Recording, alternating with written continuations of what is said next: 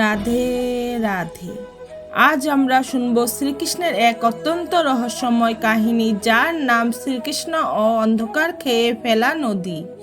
একবার দ্বারকার কাছে একটি অদ্ভুত নদীর খবর ছড়িয়ে পড়ল।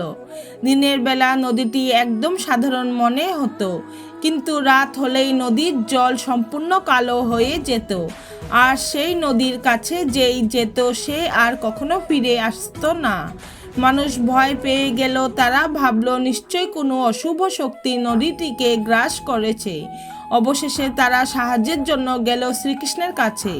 শ্রীকৃষ্ণ রাতে সেই নদীর তীরে গেল। তিনি দেখলেন নদীর জল যেন জীবন্ত অন্ধকারের মতো নড়ছে।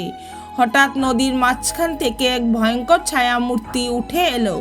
সে বলল, আমি এই নদীর রক্ষক, মানুষের পাপ আর অন্ধকার আমি গ্রাস করি। শ্রীকৃষ্ণ শান্তভাবে বললেন, কিন্তু তুমি নির্দোষ মানুষদেরও গ্রাস করছো। ছায়ামূর্তি গর্জে উঠল, মানুষের হৃদয়ে অন্ধকার থাকলে তারা নির্দোষ নয়। শ্রীকৃষ্ণ তখন তার বাঁশি বাজালেন। সেই সুর নদীর জলে ছড়িয়ে পড়ল। হঠাৎ নদীর কালো জল ধীরে ধীরে পরিষ্কার হতে লাগলো। ছায়ামূর্তিও ধীরে ধীরে ছোট হয়ে মিলিয়ে যেতে লাগলো, কারণ কৃষ্ণের সুর মানুষের হৃদয়ের অন্ধকারকেও দূর করে দিচ্ছিল। শেষে নদী আবার স্বচ্ছ হয়ে গেল।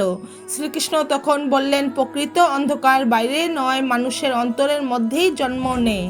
এই কাহিনী আমাদের শেখায় যে প্রকৃত অন্ধকার বা সমস্যার উৎস কখনোই বাইরে নয়, বরং মানুষের নিজের হৃদয় ও মনেই লুকিয়ে থাকে।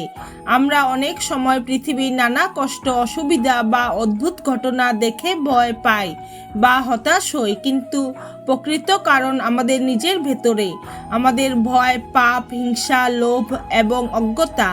যখন আমরা নিজেদের মনকে সচেতনভাবে ভালো চিন্তা, সহানুভূতি, সততা এবং দয়া দিয়ে পূর্ণ করি, তখন সেই ভেতরের অন্ধকার ধীরে ধীরে দূরে হয়ে যায়।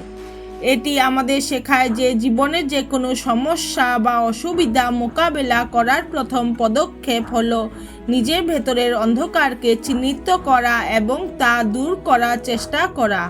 বাইরে যত বড় ঝড়, অন্ধকার বা বিপদই আসুক না কেন, আমাদের মন যদি পরিষ্কার, সৎ এবং ভালো ইচ্ছায় ভরা থাকে, তাহলে সেই সব সমস্যাকে আমরা শান্তভাবে কাটিয়ে উঠতে পারি। প্রকৃত শক্তি এবং শান্তি আসে ভেতরের জ্ঞানের থেকে, যা মানুষকে শুধু নিজেকে শুদ্ধ করতে সাহায্য করে না, বরং পৃথিবী অন্যদের জন্য আলো ছড়ায়। রাধে রাধে।